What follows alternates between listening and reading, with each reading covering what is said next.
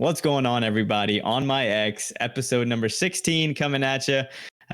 Excited to be back for another week, and we're gonna go through the table here really quickly and do our weekly intros. But just as a little preview, we have a very, very, very special guest for today's show. We'll get into that very soon. He's not that special. I'll just say I can't even believe that he's on the show right now. That's how special this man is. But okay, let's start with my friends and co-hosts. Starting with Captain Clutch, aka Wes Price. How you doing, man? How's the fantasy football been? How's the bet? How's your luck been in sports? Fantasy's good. Luck's been solid. The Ravens lost, and none of it matters at the end of the day. And they lost to Tennessee. Oh man, how do you feel about that? It's not good because my friends back at home are Tennessee fans, and like the one team that they can't lose to is Tennessee. But we got Pittsburgh on Thanksgiving Day this week, Thursday. So there's a little bit of hope, I guess, for that and to ruin their perfect season. But other than that, this year's chalked. All right, good. So Wes is struggling with his sports and his football, but of course we also have Justin Joseph, aka you know him as Hunter JJX. How you doing, man? How's your week been? I'm doing good, man. I was a little sick early on, feeling a lot better now. Finally, kind of getting back on my feet. Able to talk for more than 5 seconds without hacking up a lung, so I'm feeling pretty good there.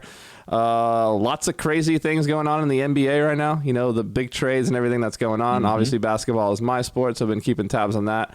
Lakers are looking good. I'm a little sad to see, the championship roster kind of traded and moved around so much, but at the same time, the roster we're going to end up with is also looking solid. So feeling pretty good. Another awesome week of Halo. We finally got to get back to the Halo 5 Pro Series this week, and we casted that together. Be sure to check out. We'll have a link to that in the description. The On My X channel, we casted that together, and it was a lot of fun to be back with you guys because it had been a little bit since we got to cast some matches together. So it's been a good busy week of Halo. Obviously competed in the H3 Pro Series. Every week we did that, and so that's all done and dusted. And glad to be here for another episode, and I'm freaking pumped about this guest.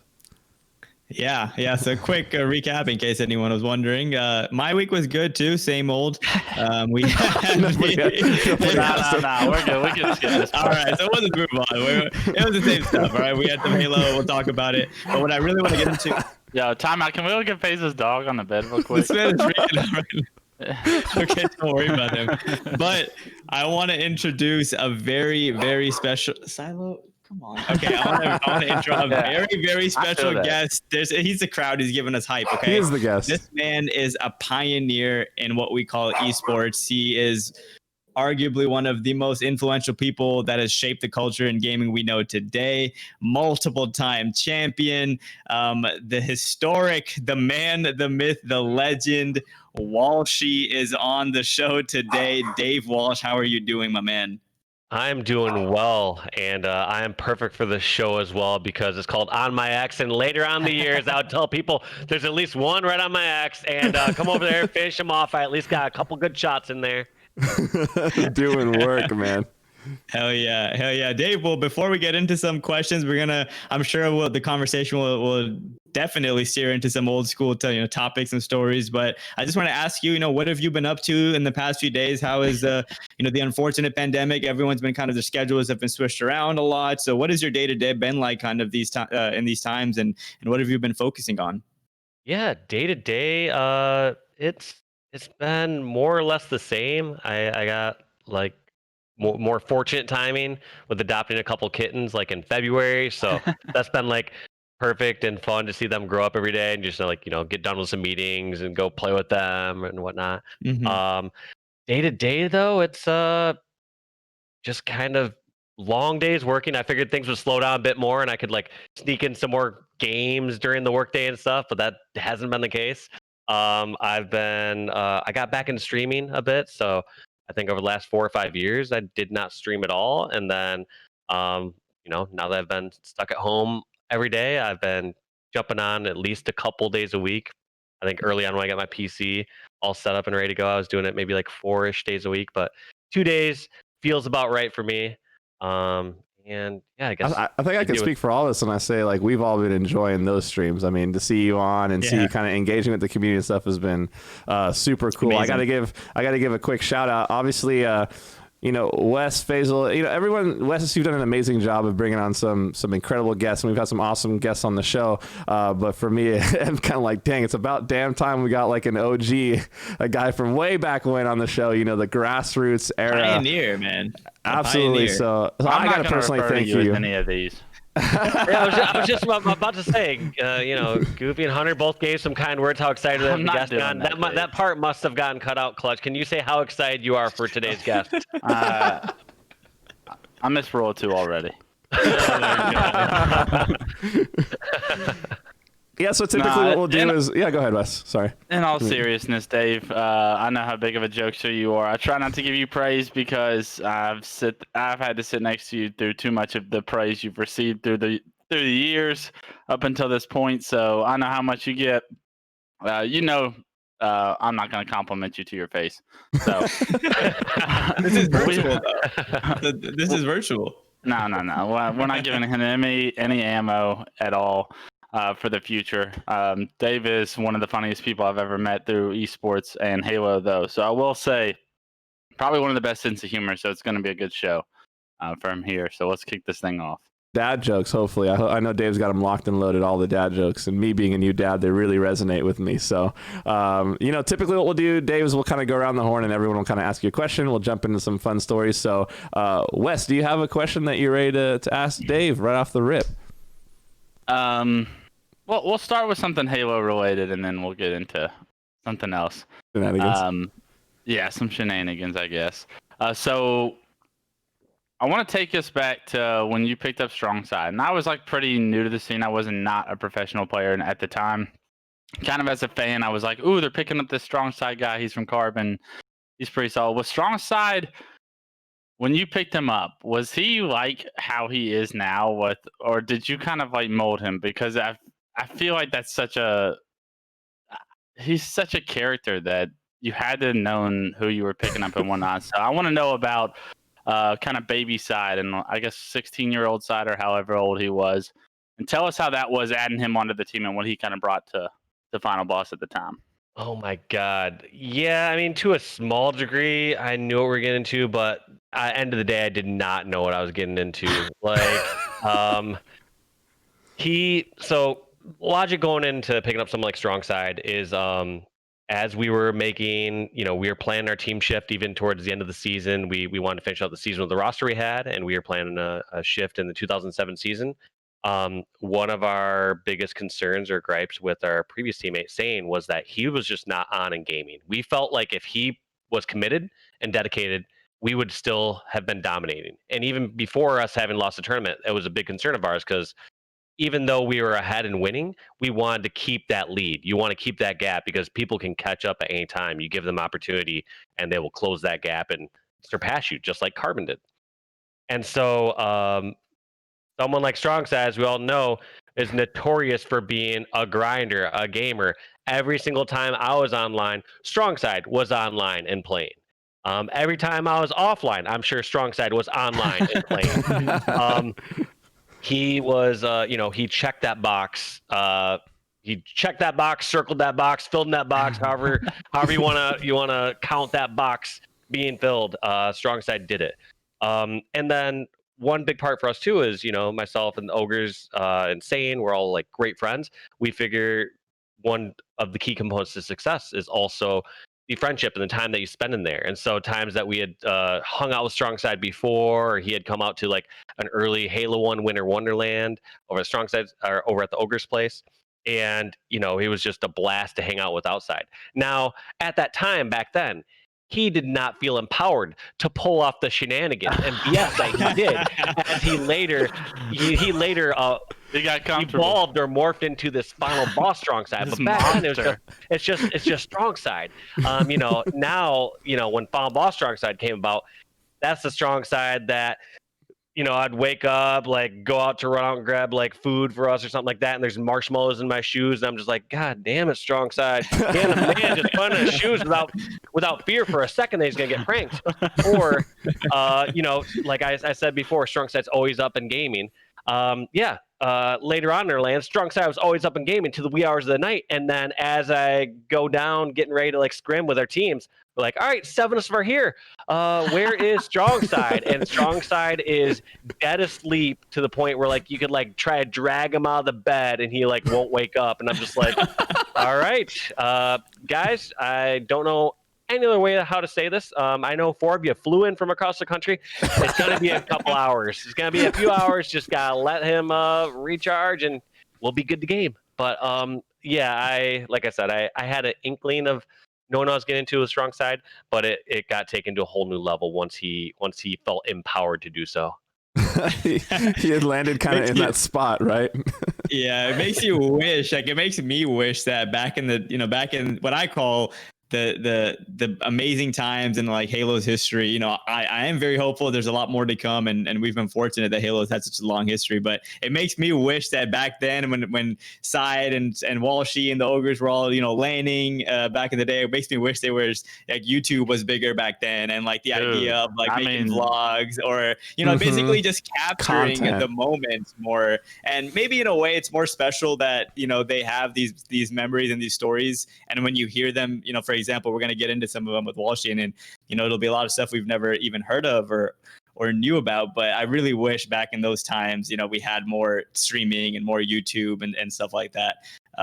But yeah, a question from me, Dave, is which tournament and again, it's Halo based, but which tournament throughout the course of your amazing career would you say is the most memorable tournament to you, and why is that tournament the most memorable to you?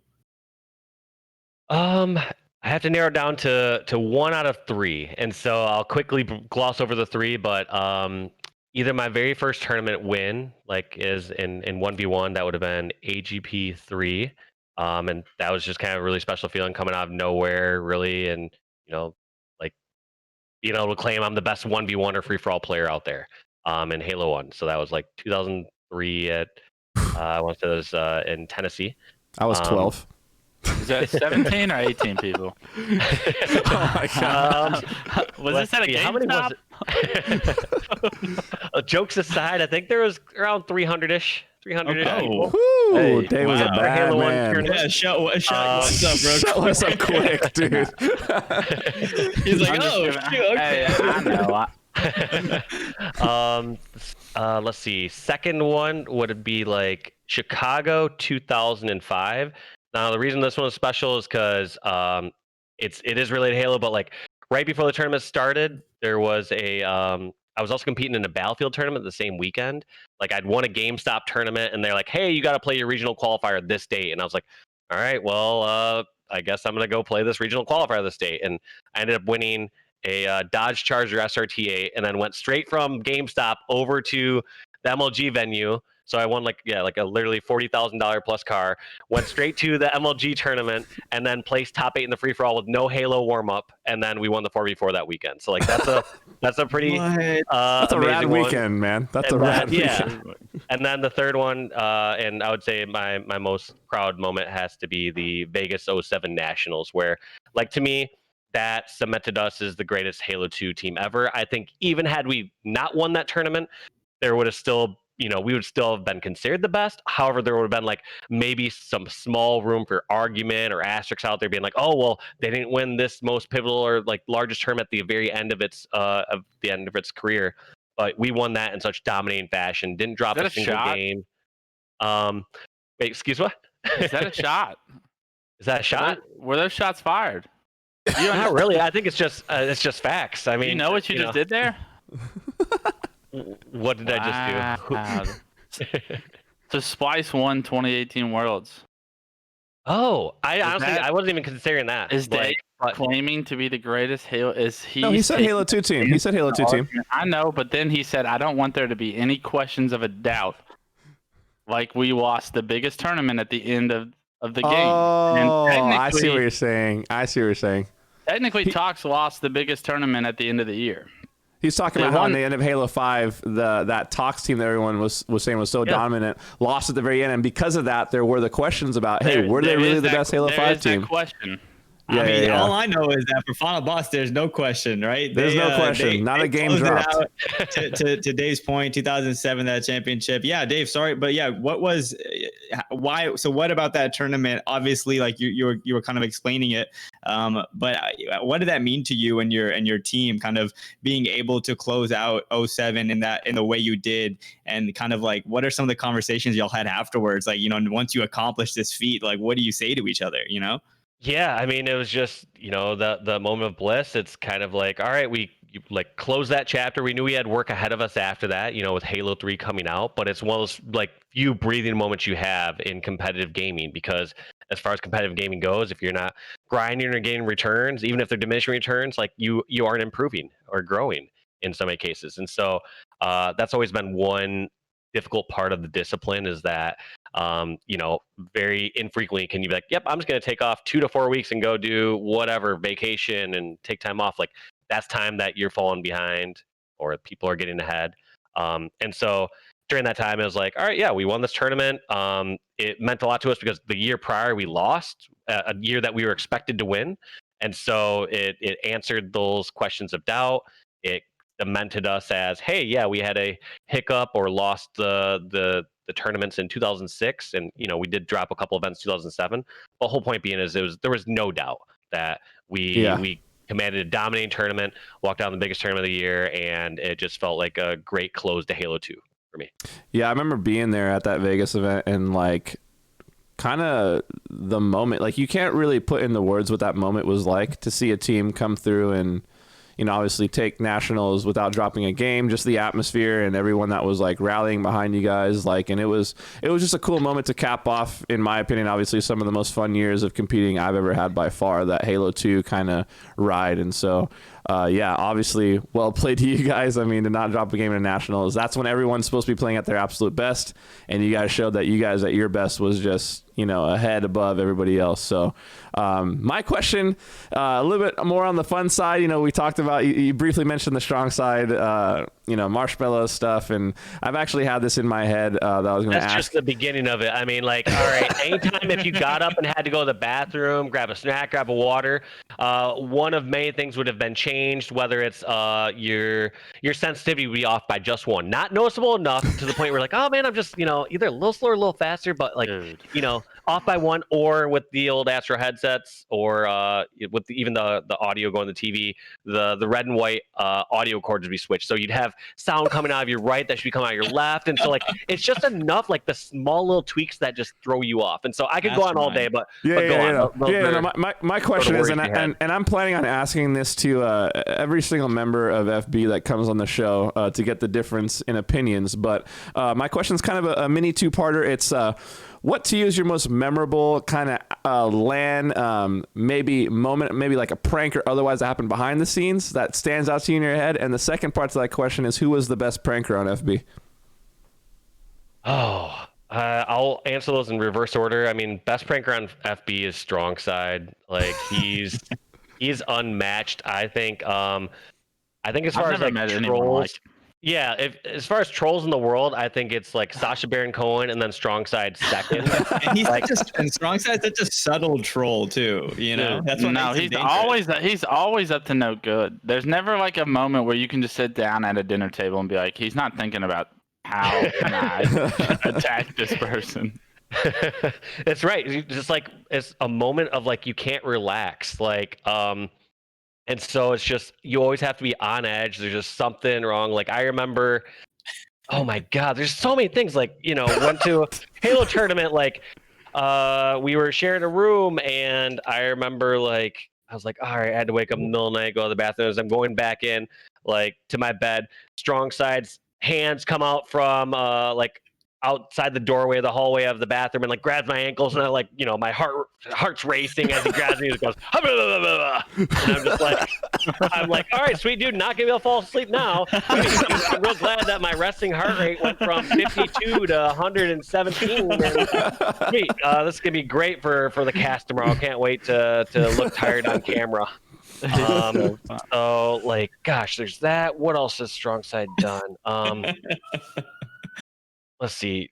He's done way too many, but I would say I've gotten StrongSide maybe once or twice big brain. So Ooh. my biggest brain play to ever get strong side from is, he'll do mainly those like hide around the corner and scare you. Like, yeah, they're cheap shots, but they work. Let's be honest. Like when it always works for him. So one time, he had done that to me recently in the day, and so I was like, all right, he's gonna expect me to try to get him back.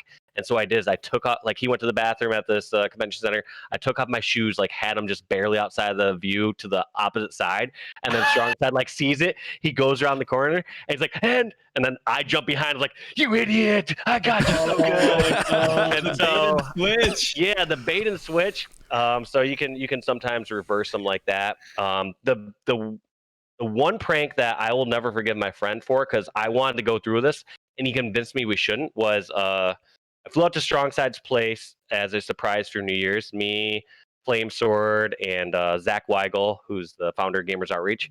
And Zach, being a sweetheart, thought this would be a bad idea, but I was like, all right, here's the thing, guys. This is the moment we've all been waiting for. This is an opportunity we're not going to get very often in life. What we're going to do, everyone bring a ski mask. We are going to act like we're in his basement, and we are going to rob him, and we're going to make StrongSide think that he is going to fear for his life. And so I was like, all right, guys, like we all know, like normally this would be above and beyond, like way too far taking one, but God knows StrongSide deserves this. If anyone in this world deserves it, Clutches, not in his head. He knows. I wish I had a video of it. This is just karmic justice come down the form of Dave Walsh and friends. And so I convinced him, like, Flame Sword was down, and then Zach Weigel talks us out of it. He's like, guys, I think, like, what happens is someone might get scared here, backed into a corner. Like, you don't know how someone's going to react. Like, I think we're crossing the line here and taking it too far. And my argument every single time to reply was, it's StrongSide. StrongSide. I had 2 words to like trump that. And they'd be like, well, like, what if, like, does he have any weapons and stuff? And I was like, it's StrongSide. And it's like, and I didn't do a good enough job of explaining to Zach why StrongSide deserves this, because every single time our response was just those 2 words. And he ends up talking us out of it. And, I end up going down to his place, and, we end up saying hi. And I was like, dude, what would you have done if, you heard some noises down in the basement, you walk down, you see 3 people with ski masks on? He's like, I don't know, man. I would have freaked out. I would have closed the door. I would have like sat back and like put my foot against the door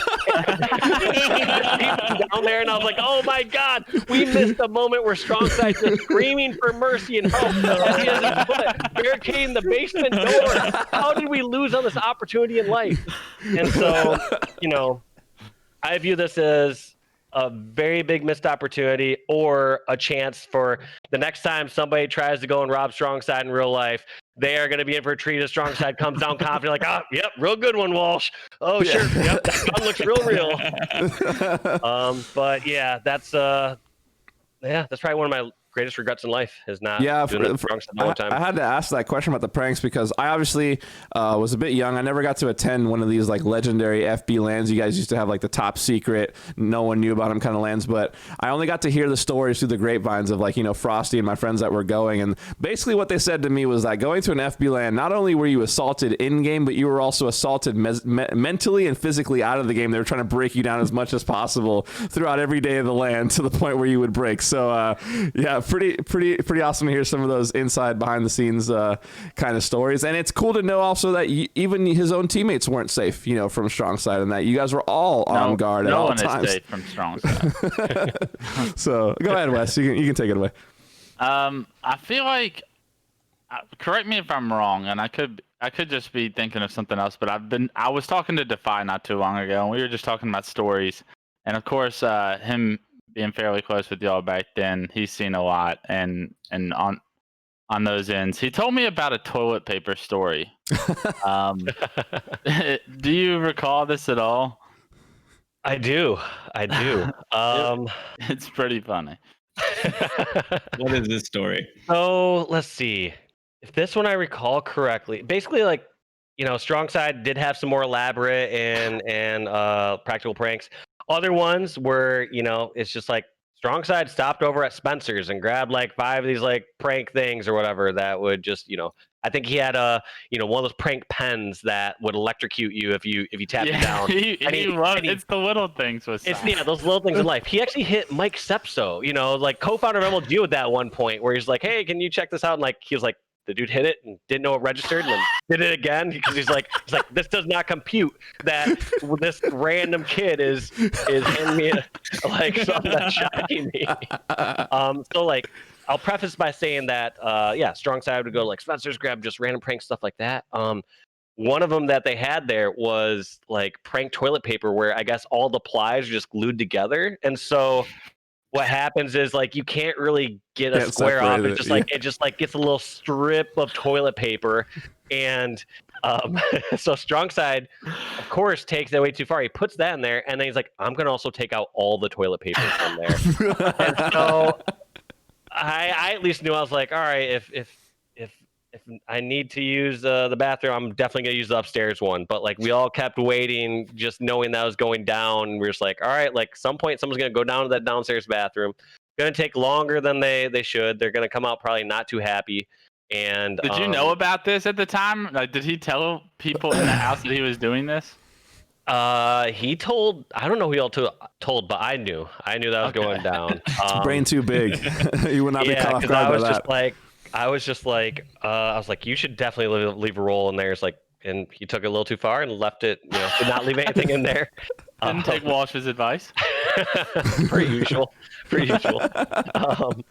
And let's see, I can't remember the name of their team at the time. It was, I want to say it was Frosty, Powwow, Versus. and Versus. Okay, Versus, and then with Hallie. Hallie would have been the last one. That's right. Yep. Yeah. Damn. And so at this, I think landing against us is pretty frustrating because like anytime you're losing, it's just takes away some fun because I mean like we're all competitive. We're going there to get better. Yeah. You gotta be able to compete. And so we were such a strong roster. And we knew how to land so well in those environments where just like we just had like little things down where it's like, hey, like midship bomb. Every 1 out of 5 games or 10 games, one of us would go for absolute early arm. Like just go straight to bottom middle. Don't one of us go bottom middle, and then the rest of us distract. And part of like small little tells that we had is we would just all start over communicating if we knew we had an opportunity. So like I would grab the bomb and I was like, wait, there's one big two, there's one car, and we just all start screaming out like that, and then just gets the other team kind of like off there's like, what's going on? Like, just kind of like gets the tempo of the game going up, and as his arming are blowing up, then we just like keep screaming like, oh, they fell for it, oh no, oh no, we got really low, you focus on pink, and so I think.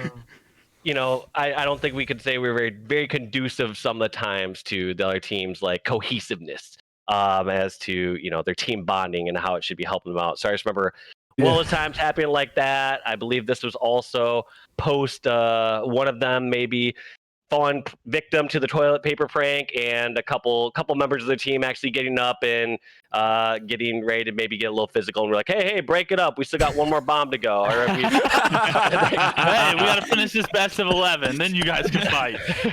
Yeah. Well, just to speak to that team versus like, man, like this is what like in my mind kind of set up that I had to ask you guys about the pranks, because I heard a legendary prank that like from the moment the LAN hadn't even started yet. Basically, if you guys don't know out there, viewers or younger players, there's a player Powwow. He was a pro player on Versus, and he was just this massive like Native American kid. He was super nice, rad dude to LAN against. But the story goes that when they were picking them up from the airport, because obviously final boss would be the guys picking you up in the car, they all went to Spencer's or whatever right before they picked them up, and they all got like they got the Indian headbands and the fake bow and arrow, and they were like, they rolled down the window and they were like drive-by shooting Powwow out the window with these bows while the ogres are going, that's how they started the LAN. Would not fly. Let's rewind and say this was like 2007-ish or so. So I'm here to promote my my upcoming Twitch. I have to do past apologies here.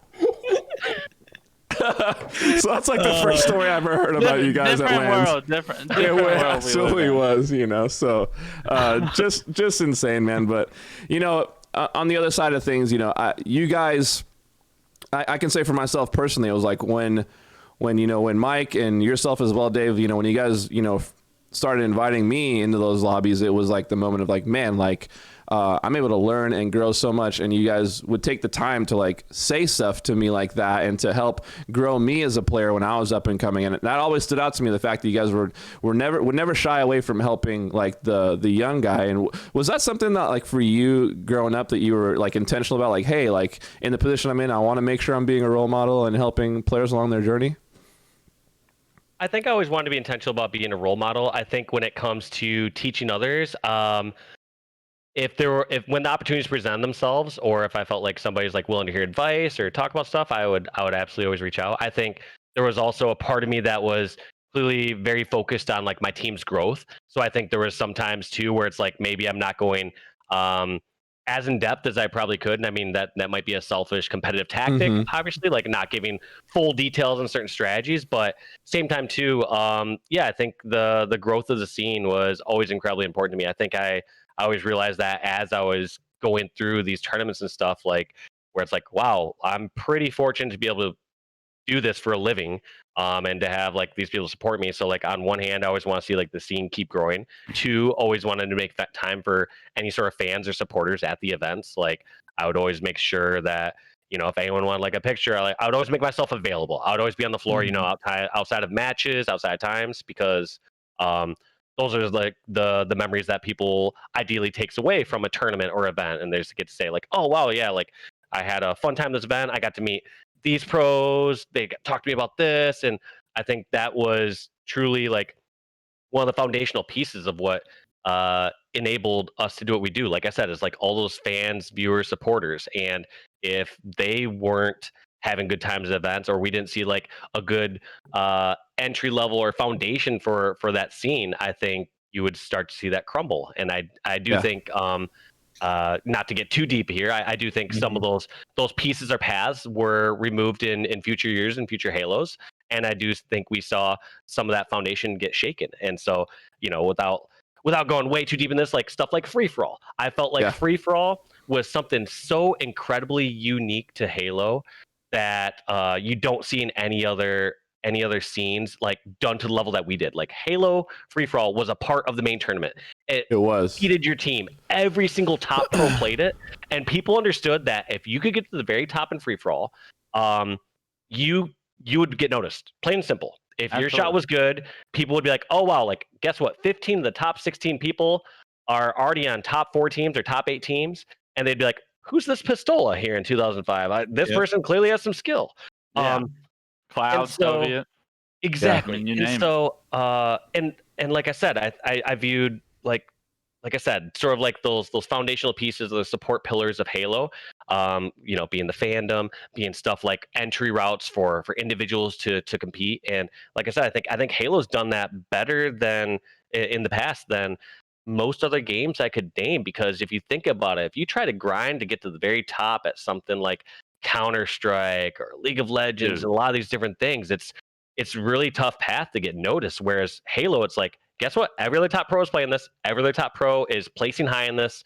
If you can place high in this free-for-all, that's part of the main tournament, you're going to get noticed. And, I think there was, I'd say, some slight disconnects there in the future where it's like, yeah, they had a side free-for-all tournament, but all the pros weren't really forced to play in it. So it didn't really carry the same weight that it would have. Free for all was part of the identity, right? And like back in the day, I mean, if you go before 07, when the free for all would go down to those 1v1s, like those were some insane, heated, contested matches that everyone was like wanting to see who was going to end up being, crowd number 1. And it's pretty insane. And like for me personally, my experience, like I know for a fact Mike side added me because of like free for alls and wanting to play in free for alls, and I remember you actually added me because of like free for alls early in Halo 3 and whatnot. And there would have been no door, like you said. It was the ability for the individual to be able to showcase some of their talent, And last side note for me, and then I'll let Faisal ask you his next question. But literally, Dave, like probably one of the most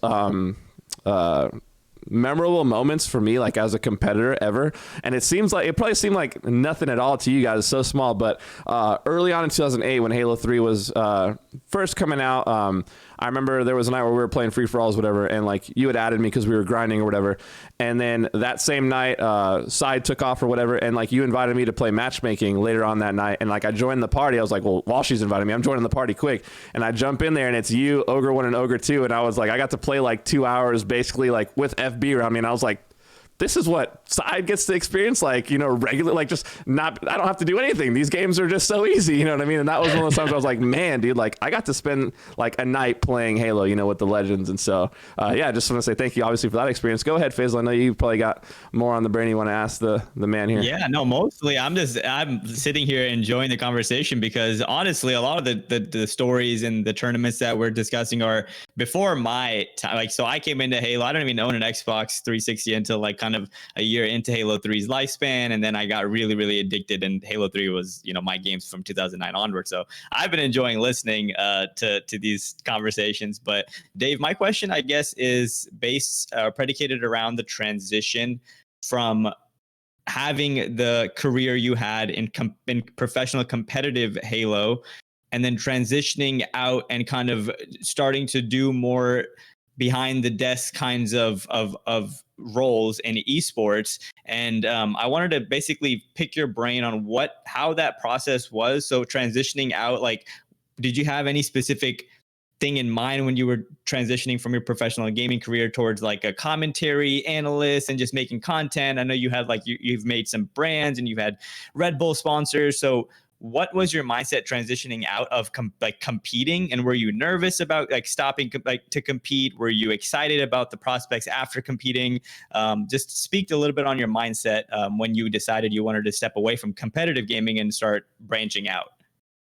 Yeah, I think one thing, especially back then, and it might not hold as true now, is during your years competing at a game, just from like prize money, sponsorship, and stuff, you aren't going to be set full on for life. I mean, that might be the case with, you know, you're now looking at Dota TI winners, or you're looking at like Booga winning, you know, 6 million, and there are definitely some exceptions, or, you know, I would say there's more feasibility around that today. But 15 years ago, that was not quite the case. It was always known that, hey, after this is done, you have to try to plan out those next transitional steps, whether you're building a brand, doing something now. And it was really tough to navigate that pace because I tried a clothing company back then, didn't execute or get traction that I had fully expected or hoped on that. And there wasn't exactly like, there wasn't YouTubers, there wasn't Twitch back then, as far Even as Twitter. you know. Yeah, there wasn't like the social media sort of amplification you could have, and so there's just a lot of like kind of areas that were still just being developed back then. I mean, like I said, we knew of YouTube, but nobody was, you know, you'd pass around viral videos. You weren't saying like, oh my gosh, the whatever that viral video person is making millions a year or whatever. That just didn't really exist at the time, and maybe that's also partial ignorance on my part, being like, oh wow, like if people have this sort of following on YouTube, clearly you can, you know, transition those following and monetization and whatnot, but just kind of, you know, foreign to me at that point. But yeah, I would say transitioning from competitive gaming it's terrifying. I think when you are a top pro competitive player, there are routes afterwards. There are stuff where you can go into, like, especially it's incredibly lucrative at the top for something like a content creator nowadays or a streamer. And there are some paths like that, but I would say a bulk majority of top competitors, like let's say you look at 10 top teams and you have 50 people from there. Out of that 50, you're going to see maybe 5 to 10 be like really strong content creators and that make a good living. But I think you're going to see a good 40 of that or so not be fully set up for success afterwards. The competitive gaming curriculum or time you need to put in is very demanding. And when you're done, it doesn't, unless you've done a great job of like networking and like doing different side hustles, which I would say most other side hustles are going to take away from your time from competing and, you know, inflict on your success there. But it does not reward you as well. Like, and I think that's something I'd love to see change in the future of competitive gaming is, hey, these people that dedicated and gave so much to this community and helped grow this and entertain so many, they need to be set up for more success. So someone like me, even afterwards, I was like, man, I don't know what I want to do. Like, it's tough to like go from something you're doing for, I was, let's see, my first tournament was like 2002. I guess I would say I was making a living at it around like 2004 ish. But yeah, like after 5 to 8 years of making a living at that and just being like, all right, well, what do I do next? And my next step at that point was like, I was like, well, do I, want to maybe try content creation? I think I have pretty uh, good insight on games and how I could break them down, and like a lot of that also kind of banks on the game itself. So like when Halo 4 came out, I was pretty devastated because I just did not see the sort of future in that as far as content creation goes. And I think it really speaks to the games themselves that release to see levels of success, because you look at us, we have a lot of top people that were got their starts in Halo, Ninja, Yeah. Crim6, pretty much any top COD pro, like especially older ones right now. They all Nade started Shot, in Halo all in those some guys, way. they started Halo Yep, 2. Nade Yeah. Shot, Formal, all these Nick people Merckx used to play Halo. Yeah. Nick Yep, Merckx. Nick Yep. Merckx. Yeah. So whole point being is, even with all those top personalities, they blew up in some other mediums out there. Ninja blew up with the Battle Royale and Fortnite crew. A lot of those guys blew up with Halo. Nick Merckx found his niche, and also I would say within the Battle Royale genre, even though he had a lot of success in Gears of War. Gears, yeah. But yeah, I think that was kind of a big shock to me, because I was and pretty much continually am at this point kind of like all in on Halo. Like I haven't really been like, I'm gonna go be a Fortnite streamer or anything else. Like, I have a huge love for Halo, the franchise. I'm so deeply invested in it. There's just so many good things within a sandbox when executed properly. And so for me, that transition was really tough, because I first went from like, all right, well, yeah, why don't I just stream and do YouTube and stuff and try to do that to till I figure out what I want to do next. And I didn't feel like that was feasible with Halo 4, and so I took some time off. I took like 6 or so months, just kind of like finding myself. I'm like, all right, well, what do I want to do next? Do I want to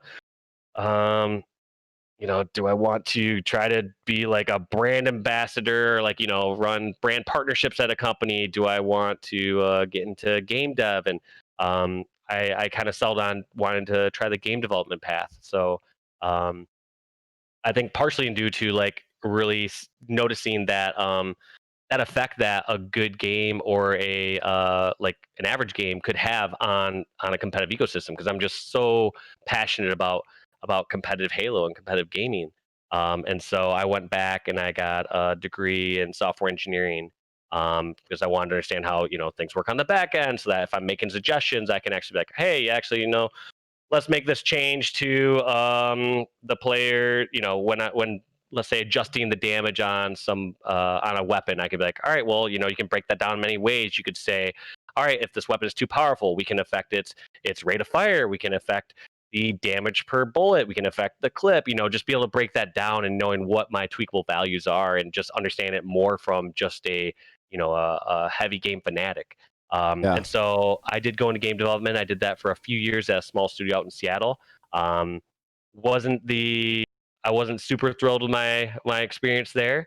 And I'm now doing gaming sponsorships for Red Bull out here for all of North America. It all comes full circle, right? The original full Red circle, Bull. yeah. Red Bull's first sponsored gamer, and now doing the gaming partnerships with Red Bull. But I think that's a very long-winded, path of what I've done. And those are some major blips in it. Obviously, I'm on the founding team for Gamers Outreach, which is now a very successful charity, raising millions a year. Amazing cause.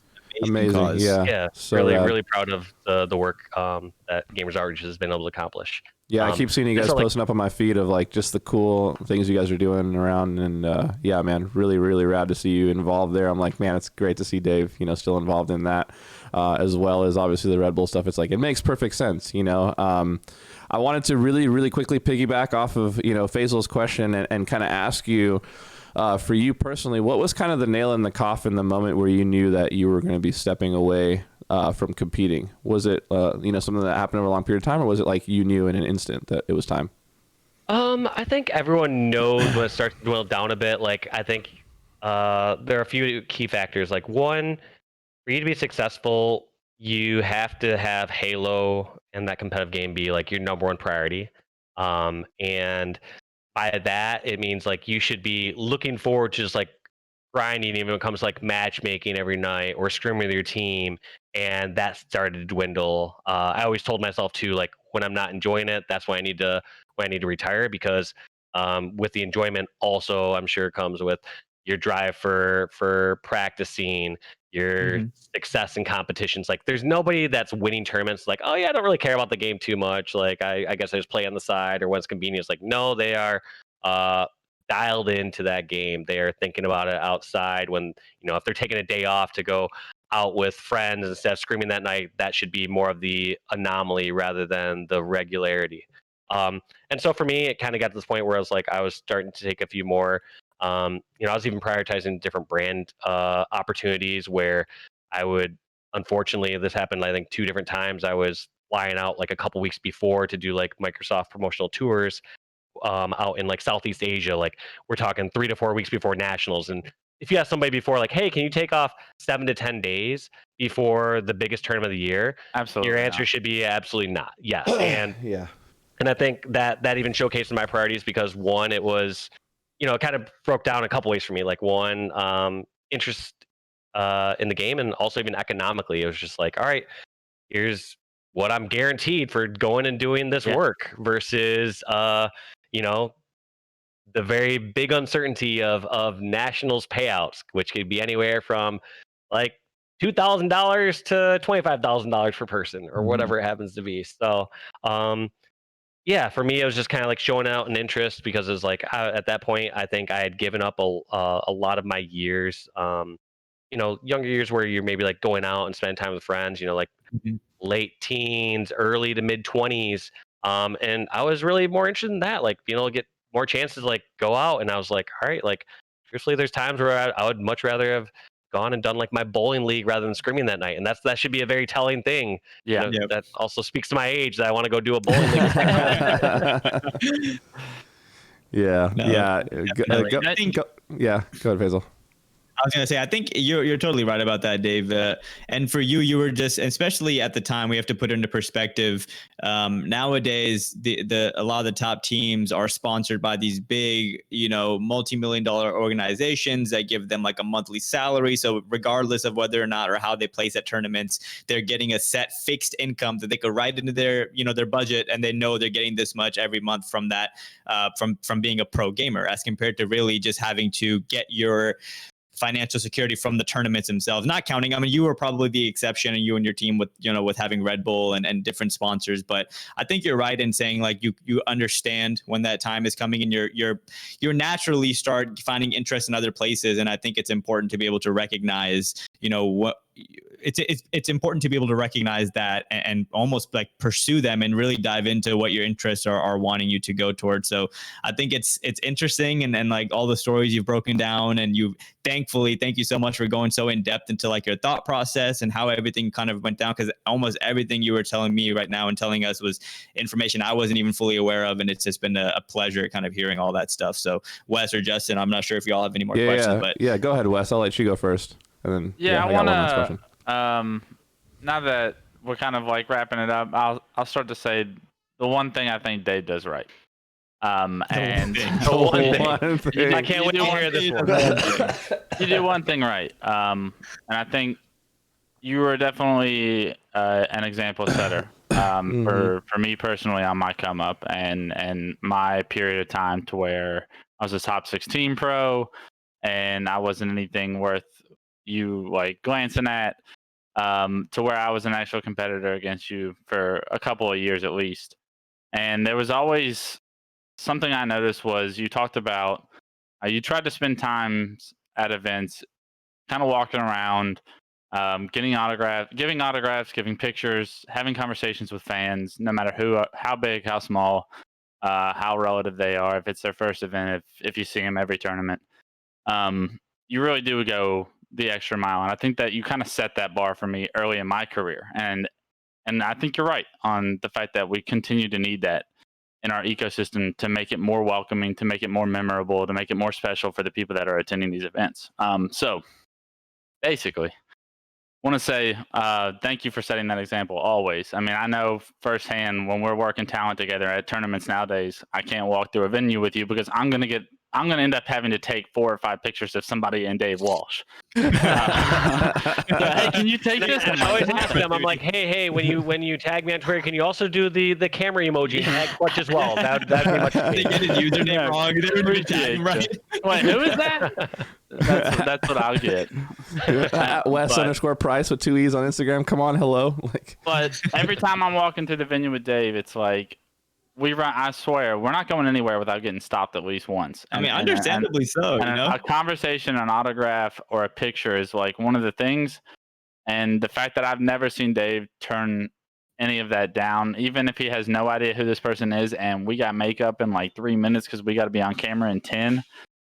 Dave will still find the minute or two to kind of have a conversation with you.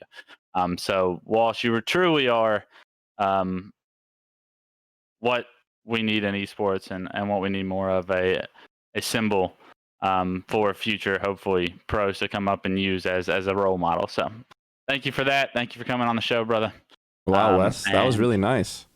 And yeah, I've never heard Wes. That was really nice. 1v1 15-0 on any map in any game. Yeah, that was really nice, Wes. Wow, that was a tender moment. We're gonna have to save that, clip that, replay that video somewhere. I'm gonna be putting that one on my Twitter all the time. I'm gonna be having that as my you can't reach me on my phone. That's gonna be the voicemail log. Yeah, my last kind of quick question for you, kind of a fun one. Who, if you could pinpoint one player in your career, it could be any Halo title, the one player that you always knew was going to be a problem. You know, you guys had a lot of rivalries of different teams here and there, but if there's one other person that you were like, man, every time I play you, it's a pain, you're kind of a match for me, who would it be? Ooh, there's definitely a few, and I think it changes from year to year. So I think one thing I also want to point out that I never got to say out here throughout throughout all these other ramblings I had on is that I think also needs to be stated like how much in Xbox's infancy when like I started playing was versus like, you know, nowadays people are, you know, Xbox is on its 20th anniversary. It came out in 2000. Is that correct? Yeah. And so like you have people that are like in their, you know, arguable gaming prime time that have had an Xbox or an Xbox controller that they could put in their hands and build that early age muscle memory. And so I think that's always been a problem going on in later years as you start to play against people that have had a chance to develop those skills at a younger age, which I don't have the scientific studies to back it up, but I think it's you know, it's fairly talked about in many crafts that if you're able to pick up something at a younger age and bring that in later years, you're coming with an advantage. Now, one of those people, that's why I want to preface it, happened to be one of these little guys coming up, Mr. Pistola. Yes. He always was so problematic that just like, if you were playing like free-for-alls back in the day, like I would say I never liked seeing Pistola or StrongSide because you're just like, at some point you just got frustration. You're just like, this one's not even worth it. I'm not even sure if I want to waste my bullets because I'm just going to give away my location. I'm not going to get this kill. They're going to make it so difficult. They're going to run away. They're going to do whatever they can. Like they're going to find that little ledge that they, you know, get their head height at a slight difference and jump over and just like they make you work so hard for kills. So I would say Pistola was incredibly problematic. I don't think, you know, I had some years against him in like Halo 3, early Halo 3. When he was super strong, but like I just remember him just always having that notoriety of being so difficult to kill. The next one I would say that I knew this person was going to be a problem was this would have been like Snakebite. I want to say 08 or 09. I just remember like I don't know when he started to kind of take over and be so dominant, but I just remember literally looking forward to landing against him because I was convinced that this guy was like an online warrior because you know, Halo 3 didn't have the greatest shot registration, not gonna lie, and like that was the case in many different people you'd play. However, he was not just only an online warrior. I just remember like losing every BR fight to him every single moment. Like at this, we had this LAN over at Red Bull's North American headquarters, and I just remember being like, "Oh no, this is not good. This is gonna be a problem." He's 14 So- years old at the time. Yeah, I don't know how old he was, but I just remember like going in that first day being like, haha, not gonna be online Bland, today for baby. you, Snakebite. Getting done with some of the series and just being like, oh no, oh no. No, not like this. That's awesome, man. awesome. It's funny. That was not the answer I was expecting. I was totally expecting you to say someone like Ghost Ayami or like one of these other like big brains, but you brought up the young guns that were coming up that were just going to carry that torch forward. So that speaks a lot to, I think, their talent and the impact that they were able to have on you in such a short period of time. Yeah, absolutely. I mean, like I think maybe it's I should have probably credited a lot of those people in the Halo 2 days because I mean, like they were definitely like that whole Carbon roster were just absolute monsters. Like Shockwave, Gandhi, Karma, and then Ghost Yami. When they had them on there, it was just like they are all so dangerous in their own rights, and we always we'd strategize and talk about like, hey, what makes these players so good, or like that someone like Shockwave or Ghost Daming are these opportunity creators for their roster and like push through. And he was, someone like Shockwave was so dangerous and so good at that. And so yeah, maybe I should have credited them more, but I think it's easier for me to like isolate that on like my less successful periods of Right. But they competitive were gaming. actually problems. Yeah, because like at the end, it's just like, all right, was used to winning, 75 to whatever percentage of the tournament I was going to, now being like, all right, like now struggling to get to like top 4 in some of these events. Yeah. That's it for me on my questions. I know I kind of given you a million different things, but I got to say, obviously, thank you so much for taking the time to be on the show. I'm gonna let Wes give his kind of closing thoughts, and then Faisal, we can wrap out your section. I kind of closed up earlier. Dave, once again, appreciate you stopping by. It's always a pleasure. Hope to see you in the casting booth for some tournaments as soon as possible. Miss having a beer with you, and I'll see you soon, I'm sure. Absolutely. Thank you all for having me on. Appreciate it. Yeah, Dave. I just want to actually before we officially let you go, again, thank you again for coming on the show. We've said it a bunch of times, giving us a look behind, a vision from your perspective, like showing us everything and giving us your side of these stories, being one, like I said, when I introduced you, one of the pioneers that really set up the culture of gaming in today's world. And thankfully for us, you inside and all the guys that were really setting the foundation, we're good, we're role models and we're people that you actually cared about, your fans, and you cared about the community. I think that's really cultivated the world that we love and know today in esports. So before we let you go, I want to give you the floor, let those people know what's going on in your life, give any shout outs or anything. Obviously you mentioned, the amazing charitable work with Gamers Outreach that you've had a big hand in. So I just wanted to give you the floor before letting you go, just to kind of give the people some insight as to, what you want them to be aware of that's going on in your life. Yeah, I guess starting shout outs, I'll just say thank you to my family. Cause like as I've been getting a lot of like great compliments there, I don't think I would be the person I am today without like having such great role models in my life. I remember your parents must be some of the strongest mentally individual people. They had to deal with some shenanigans with me growing up, but no, like, I mean, honestly, I think I got, I got very fortunate with the learnings I had growing up with them. Like my mom's a very compassionate person. She's always reiterated to me like how proud she is, not just of my accomplishments, but the way that people view me outside of like how I'm playing. And I think that's a lot of thanks to her and my dad. My dad was always very logical, teaching me like how to break down problems or how to approach things. And I think that helped a lot in like my strategy and being so successful, or the work ethic he helped teach me growing up.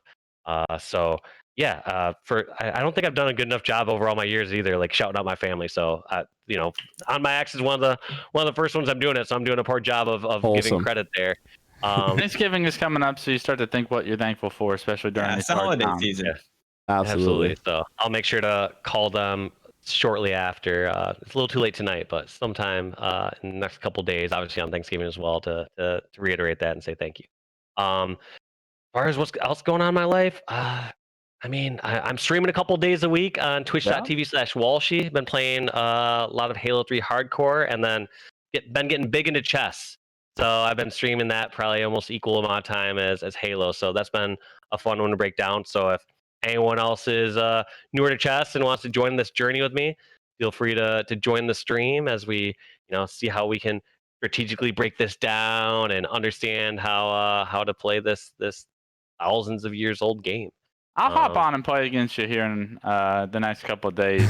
We'll have to stream it though, because I need proof of me beating you. Oh my god! It sounds like Dave watched the Queen's Gambit and was inspired. Funny enough, was playing a bit before that. I mean, I played a little bit when I was younger, and yeah, just kind of been seeing it pop off on Twitch a bit, and obviously Queen's Gambit. So I do think chess is going to make a big come up here in the near future. It's has a lot of interest in people. It's still like not a it's such a deep and fun and strategic game, especially like a lower level. Like obviously at some point people at the top might be like, oh, it's solved by Stockfish or some of these areas, or might be a bit more dull at the top level. But for me, I'm still in the enjoyment period. Very cool. Very cool. Well, thank you so much, Dave, for being on the show. We're going to make sure we link all of his stuff in the description below, guys, so be sure to follow his channels. Check him out. The chess streams are awesome. The Halo streams are awesome. And Dave, we got to get some games in soon, man, so be sure to hit me up. All right, man. Thank you so much for being on the show, brother. Peace out. Right. Thank you all. Take care. Man, oh, man, oh, man. What a guest to have. Faisal, way to get an absolute legend of a human being to come on the show, man. That was all you. I'm not gonna lie, I was like a little starstruck. I was like, Dave Walsh is on the show, and I know Wes is just like raising his eyebrows, like, all right, we get it. But for me, I've seen too much. He was like he was really like I don't know what the right word is, but growing up, like I was introduced to like competitive gaming in the world of like competing in video games not much later, but quite a bit later than you two. And the names, like even like this T-Squareds and like especially the Walshys of the world were always like these iconic figures in my head that I never even like really understood. I never thought, of course, just like anyone else, I never thought I'd be in a position to be able to talk with them on like a friend to friend basis or even compete against them. And I was able to play against Walsh a couple times early on in my career, but I was happy that, we randomly matched up in matchmaking. I think it was, I was playing Halo 3 hardcore. He was playing Halo 3. We were both streaming and we matched on the same team and like just dominated the game. And I invited him to the party. We started playing, and he was actually the one that he was actually like, we were streaming. He's like, hey man, we got to get an On My X episode special going. And I was like, what?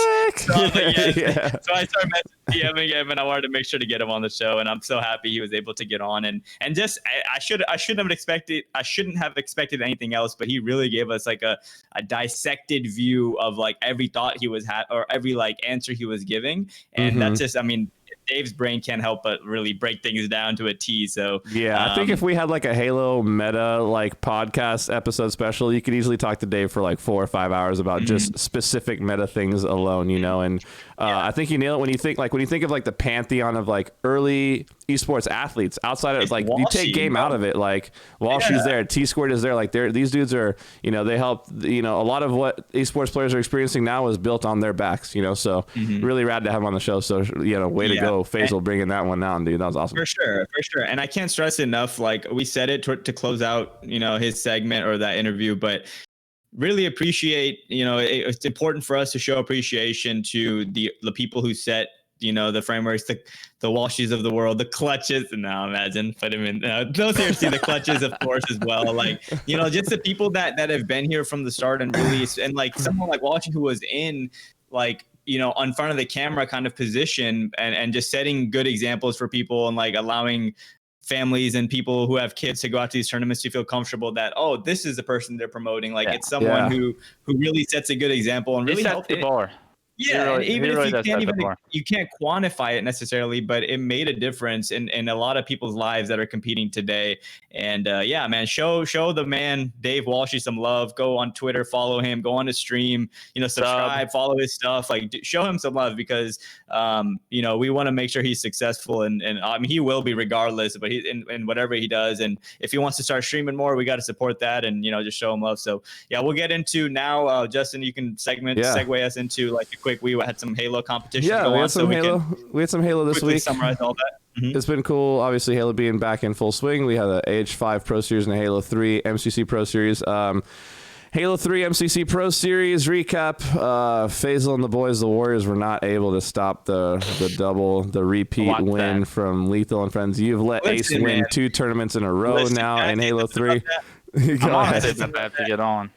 I'm being honest when I say this, and tell me if I'm crazy, but after this new update that they released, It's bad. with I don't know what it is, It's but bad. I like haven't heard anything. It's tell bad. us, tell me in the comments. And this is like I'm genuinely curious, so please answer me in the comments. But if you play Halo Master Chief Collection and you play Halo 3 specifically, have you noticed a difference in what it feels like to aim and maybe the magnetism, the auto aim, no, or how dude, your his shot head, feels? no wonder he's losing his head's out the window. Sure. I mean, maybe I'm crazy. Tell me if I am, but I swear, like I saw Evader. I mean, people that are really into Halo or competitive Halo 3 right now know like the names I'll mention right now, but like Did you Evader. just drop Evader as someone we need to ask? No. I'm saying He just needs someone that plays a lot. I know what you're Yeah, doing. yeah. I'm just he went on Twitter and he tweeted about it. I saw, I mean, Shelly, like my teammate Nico Shelly, he was talking about it like the second he got on.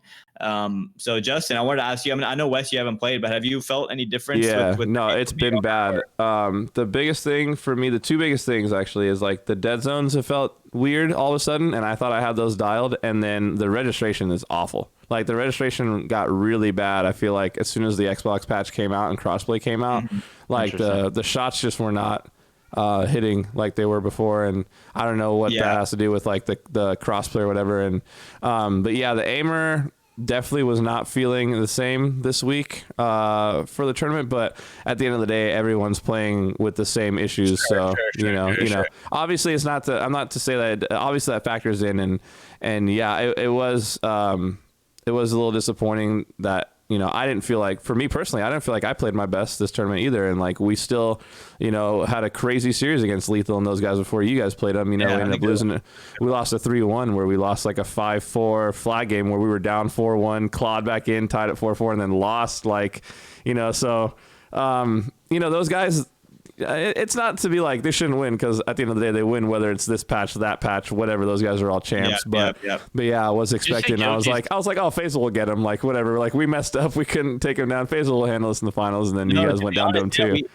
We weren't playing our best. And they were playing really well. But yeah, just to not to dwell too much on that, because at the end of the day, it did bring out a bunch of cool stuff. You know, we have weapon skins now for a whole bunch of different guns, and it's just cool how they finally put a bow on the Master Chief Collection. And it's, you know, I know it was a long process. And it was like, you know, they came out publicly and talked about how they wanted to fix it. I think the quote was like a cloud over their, the quote was a cloud over the Halo title. And now they've kind of officially wiped that away. And you know, like I said, put a bow on it, officially closing out the Master Chief Collection. And now hopefully we'll get some Infinite news very soon. But yeah, just to give you a quick rundown of the Halo 3 Pro Series, first place was H3 team, which was Gilkey, APG, Lethal, and Trippy wasn't playing today. It was Ace. And then, you know, Justin, obviously his squad finally able to actually check in this week. So they finished in the top 4, and, you know, my team ended up getting second place. So that was fun. And Wes, you want to talk a little bit about, we had the On My X broadcast of the HCS Halo 5 Pro Series, and we saw Inconceivable, big stuff, you know, Topple Sentinel. So if you want a quick rundown of the Halo 5 stuff. Yeah, so we did the On My X Twitch where we kind of individually casted, or we duoed up with partners. We had Shyway join us for a set of 4, and we casted over the games. We're going to drop that link in the comments below, or in the info below for this video, so you guys can check out the rebroadcast if you miss any of the action. But we saw Sentinel's Inconceivable finals. I know Cloud9 had some issues to where I think Penguin couldn't play for the day, so they had to substitute Hoax in. So we pretty much knew what would happen towards the end of the road, and that was an Inconceivables Sentinels finals, where Inconceivables actually dominated the finals. I think they won 3-0. And it wasn't necessarily close. Whether you want to bring up conversations about like Sentinels not scrimming because COD came out and they've been playing new games and they've been kind of stepping back and taking a break now that first finals was over for the big money finals for the HCS championship for that season. I wouldn't expect them. I would probably expect them to start practicing again, but you got to take your hats off to Inconceivables for that win and how well they were playing, especially Bound. Bound actually played phenomenal. I think he was the X factor. He was lights out. Got to give him big props, because if he's able to play like that consistently, he's going to be a huge problem for whoever he ends up teaming with in Halo Infinite.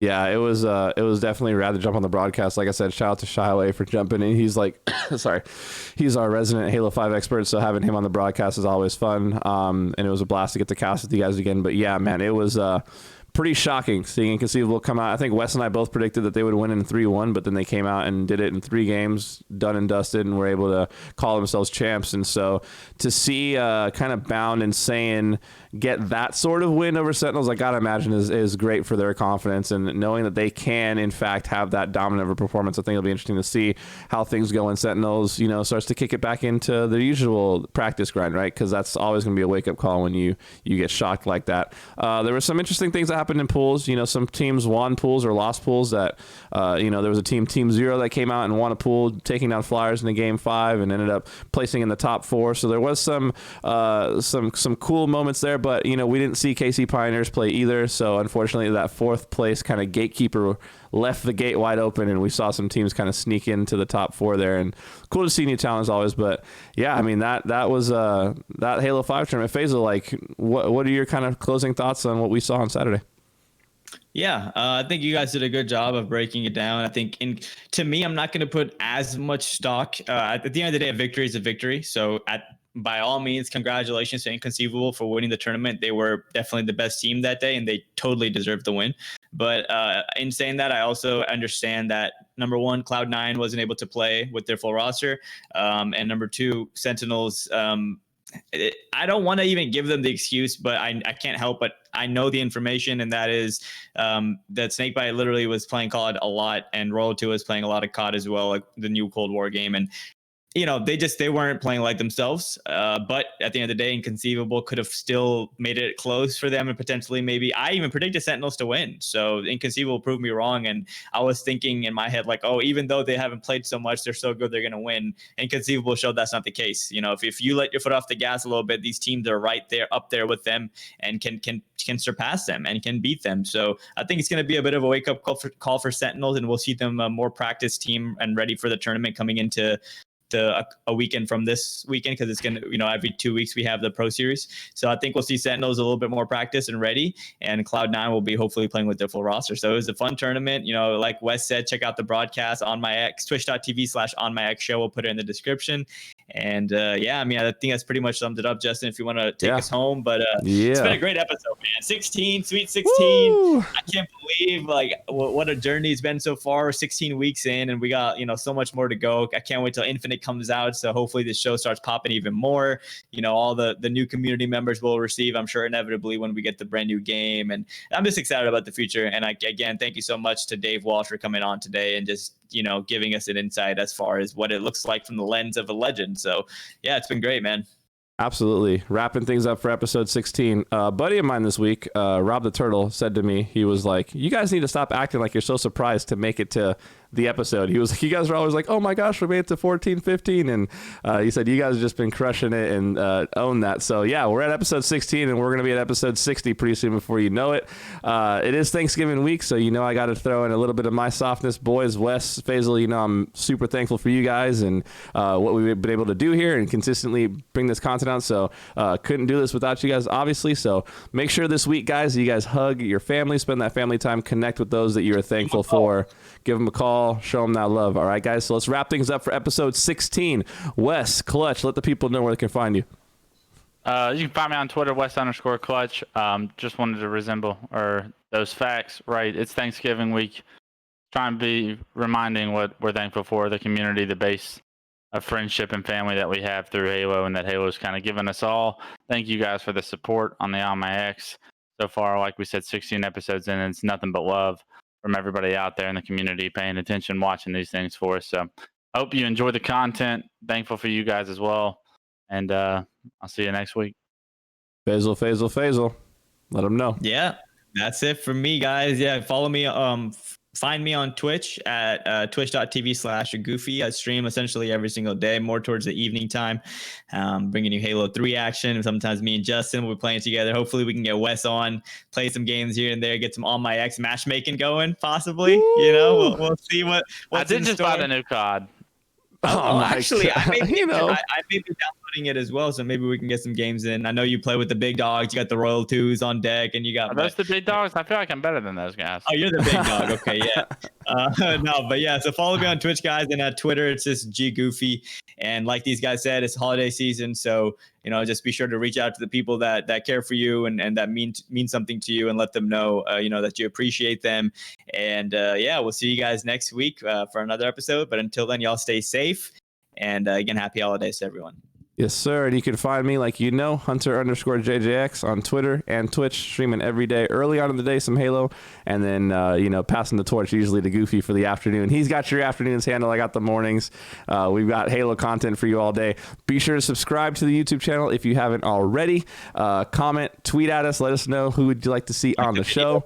Like the video, obviously share the video. Follow all of Walshy's socials and everything that we got linked in the description. We love you guys. Thank you so much for tuning in from On My X, episode 16. Peace out, guys.